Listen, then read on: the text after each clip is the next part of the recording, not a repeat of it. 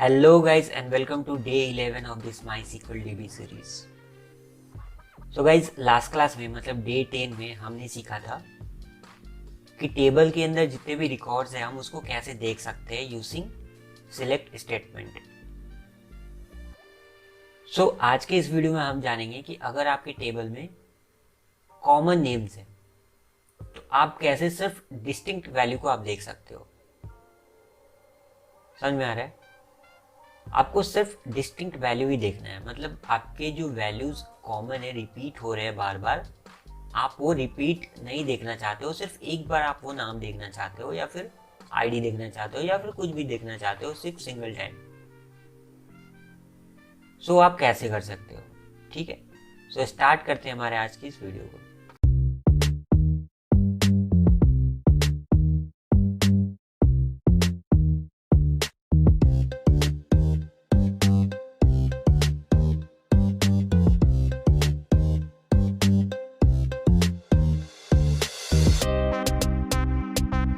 सो जल्दी से मैं अपना वर्कबेंच ओपन कर लेता हूँ. सो ये रही हमारी वर्कबेंच.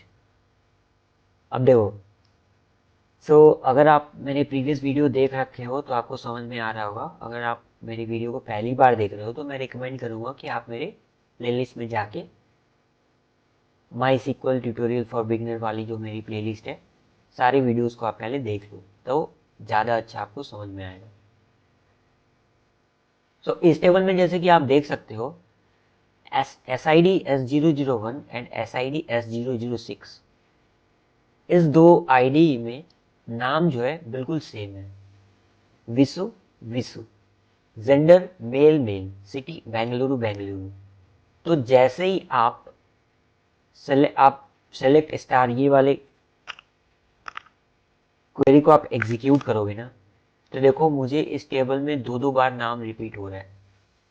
अगर आपके टेबल में 10 बार नाम होता सेम तो 10 बार आपको शो होता. जैसे मैं आपको दिखा भी देता हूँ. मान लो वापस से मैं इसको अगर इंसर्ट कर रहा हूँ S007, वापस से अगर मैंने इसको एग्जीक्यूट किया और मैं इसको देखता हूँ वापस से अपने टेबल को तो देखो 3 बार मेरा नाम आ रहा है. तो ये क्या हो रहा है? रिपीट हो रहा है ना. इससे क्या हो रहा है? रिपीटेशन हो रहा है. तो ये चीज आप नहीं देखना चाहते हो. आप चाहते हो कि अपने टेबल में विसु एक ही बार आए, सिर्फ एक बार आए. तो वो चीज आप कैसे कर सकते हो? ऑलराइट, तो अब देखो वो चीज आप कैसे कर सकते हो मैं आपको बताता हूँ. पहले मैं इसको क्लोज कर देता हूँ, ठीक है. तो जैसे ही आप ये वाले क्वेरी को एग्जीक्यूट करोगे select S name from student, एक सेकेंड मैं इसको सबको डिलीट कर देता हूँ ताकि आप कंफ्यूज ना हो, ठीक है ना. अब आपको नाम देखना है ना, तो नाम देखने के लिए आप क्या करते हो? Select S name from your table name, यही तो लिखते हो. तो जैसे ही आप इसको एग्जीक्यूट करोगे तो देखो नाम कितने बार आ रहा है? विसु 1 2 3, 3 टाइम्स रिपीट हुआ है. आप चाहते हो कि नहीं 3 टाइम्स ना रिपीट हो, सिर्फ एक टाइम ही रिपीट हो. मैं सिर्फ एक बार ही चाहता हूँ नाम रिपीट ना हो, सिर्फ एक ही बार आए. तो आप वो कैसे कर सकते हो? आपको समझ में आ रहा है ना. देखो यहाँ पे विसु 3 बार शो हो रहा है.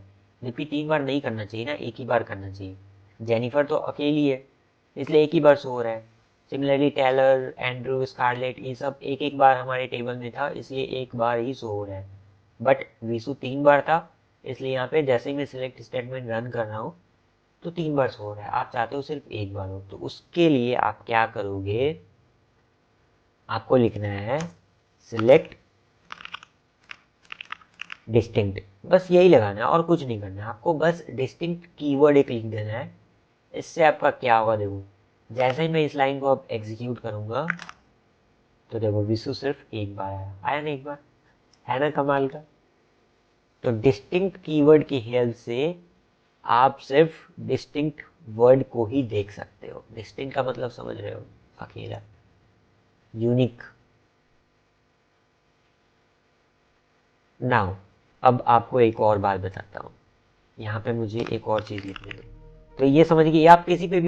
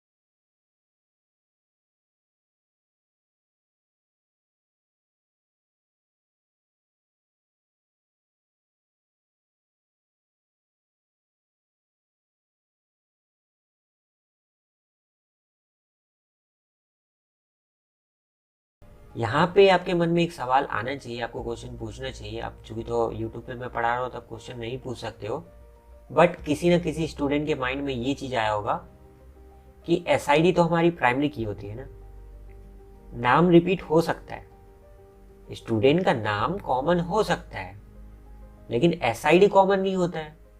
मैंने भी आपको बताया था पिछले क्लास में, ये प्राइमरी की है एसआईडी। सो यहाँ पे देखो S001 है, S006 है एंड S007 है। मतलब आईडी तो डिफरेंट है ना स्टूडेंट की, भले ही नाम हो सेम, जेंडर हो सेम, सिटी हो सेम, बट आईडी तो डिफरेंट है ना। तो क्या फर्क पड़ता है, नाम आने दो, रिपीट होने दो। अच्छा ठीक है, इस केस में अगर आप ये चीज़ बोल रहे हो, अब एक चीज़ और कर लो। मान लो सेम चीज़ को मैं, यहाँ पे आप सही हो, यहाँ पे आप सही बोल रहे हो कि आईडी तो सेम है तो नाम रिपीट हो रहा है तो होने दो, क्या फर्क पड़ता है।